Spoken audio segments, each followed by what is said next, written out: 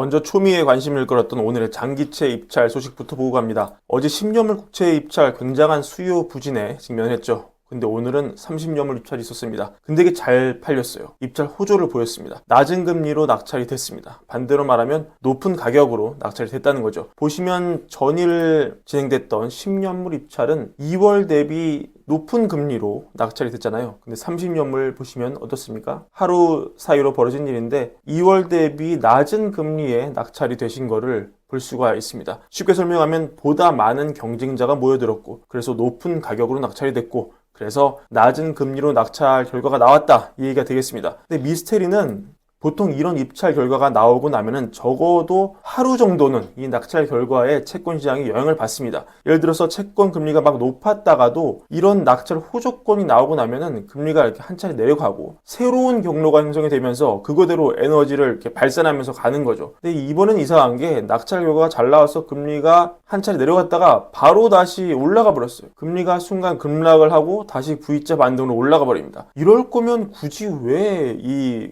금리에 낙찰을 받을까 생각이 들 정도로 금리가 올라가 버립니다. 아마도 시장은 조만간 나오는 PPI 결과 그리고 오늘 보여줬던 유가의 어떤 상승 이런 물가에 대한 공포를 여전히 가지고 있는 것 같아요. 그래서 사실 장기 국채 시장에 가장 의미 있는 변수라고 할 수 있는 장기물 국채 입찰 호조라는 변수에도 불구하고 금리를 올려버리는 그런 결과를 오늘 보여줬다 이렇게 볼 수 있겠습니다. 오늘은 옐런 재무장관이 폭스뉴스 인터뷰를 나왔습니다. 옐런 장관이 할 수 있는 얘기는 굉장히 정해져 있다고 볼 수 있죠. 정부 고위 관료로서 지금 이런 민감한 시기에 정부 입장에 반하는 그런 얘기 하지 못할 겁니다. 미디어들은 제목을 이렇게 뽑았는데요. 옐런 장관이 인플레를 일시적으로 얘기했던 것을 후회하고 있다. 옐런 장관이 실제 질문자가 당시 과거에 그렇게 얘기한 거 후회하나요? 라는 질문에 그렇다고 답을 했기 때문입니다.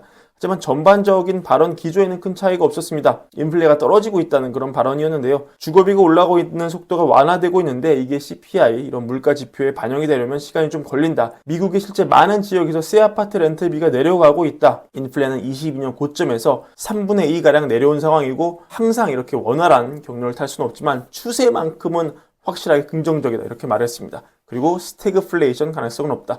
이런 얘기도 하면서 최근 그 JP 모건 다이먼 회장이 경고하는 스태그플레이션 가능성은 일축하는 그런 발언을 보여줬습니다. 지난해 12월에 파월이 자산시장 대상승을 불러일으킨 결정적인 한 문장이 있었죠. 그건 바로 물가가 2% 되기를 기다려서 금리를 내리면 너무 늦다. 이런 한 문장이었습니다. 왜냐하면 정책을 쓰면 그 정책이 시장에 영향을 미치기까지 시차가 있기 때문에 실제 2%가 되길 기다렸다가 금리 인하하면 너무 늦게 인하를 한 게 될 수 있다. 그런 메커니즘이 있기 때문이었습니다. 근데 이 데이터를 보니까 과연 정말 2%가 오기는 오늘 걸까 의심이 좀 될 정도인데요. 샌프란시스코 연은이 PC를 기반으로 항목별로 이걸 썰어서 해서 업데이트하는 그런 자료인데요. 이거를 보시면 이게 샌프란 연은이 항목별로 묶어놓은 그런 헤드라인 PC 자료인데 이거 보시면 왜 그렇게 주거비가 중요한지가 나옵니다. CPI에서만 중요한 게 아니라 PC에서도 중요해요. 자, PC가 연준이 강조하는 대로 짧은 시간 급격하게 떨어진 것은 맞죠. 헤드라인 기준으로. 그게 맞는데 항목을 보시면 1월 데이터 기준으로 이 노란색이죠. 코어 상품 그리고 하늘색, 식품 및 에너지 이거는 이미 물가에 미친 영향이 1월 기준으로 마이너스예요. 지금 PC로 보는 주거비와 주거비를 제외한 코어 서비스로만 이거 두 개로만 2% 후반을 차지하고 있는 거죠. 근데 오늘도 보시면 유가가 많이 올라가는데 여기서 에너지가 마이너스가 났는데 지금 2% 후반, 3% 육박하는 그런 수치인데 이 에너지에서 다시 플러스가 나오면 이게 어떻게 되겠느냐는 거죠. 정말 쉽지가 않은 겁니다. 연준이 소위 말해 레스트 마일이라고 특별하게 어렵지 않을 것이다 늘 강조를 하지만 이런 걸 보면 레스트 마일이 힘들어 보일 수도 있는 겁니다.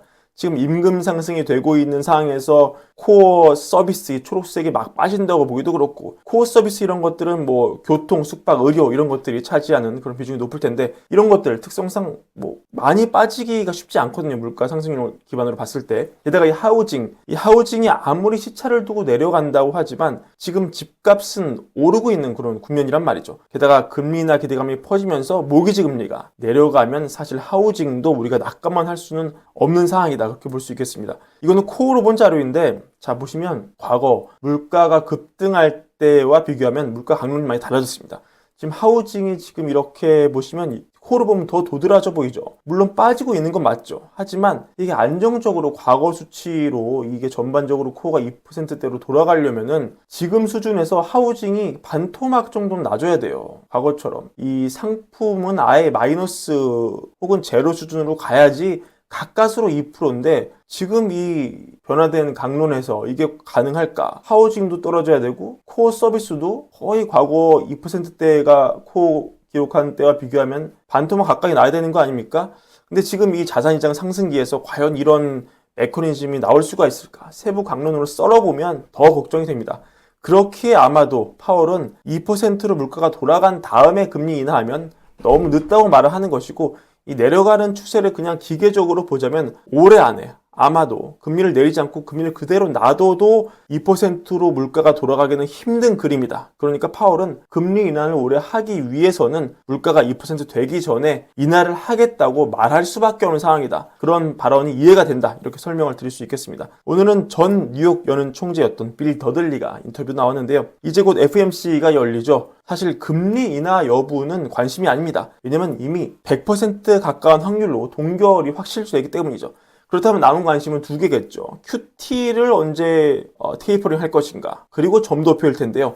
일단 QT는 다음 시간에 전해드리도록 하고, 점도표 기준으로 지난번 나왔던 중위값 3번 인하 유지할 수 있을까, 이게 관심인데요. 기본적으로 더들리는 3번 인하 중위값은 지켜낼 수 있다고 보는 입장입니다. 여기에 베팅을 하는 그런 입장이죠. 하지만 2번이 될 수 있다, 이렇게 가능성을 열어놓고 있습니다. 그러니까 한마디로 점점 금리 인하가 쉬워지지 않는 그런 금융 환경으로 우리가 가고 있는 것은 명확해 보입니다. 조만간 나오는 PPI 결과 또 지켜보고, 또 유가 추이도 지켜보면서 향후 FOMC 결과 미리 전망해보는 시간 또 가져보도록 하겠습니다. 오늘 브랜비어는 이것으로 마치도록 하고요. 월가일보 구독과 좋아요도 함께 부탁드립니다. 감사합니다.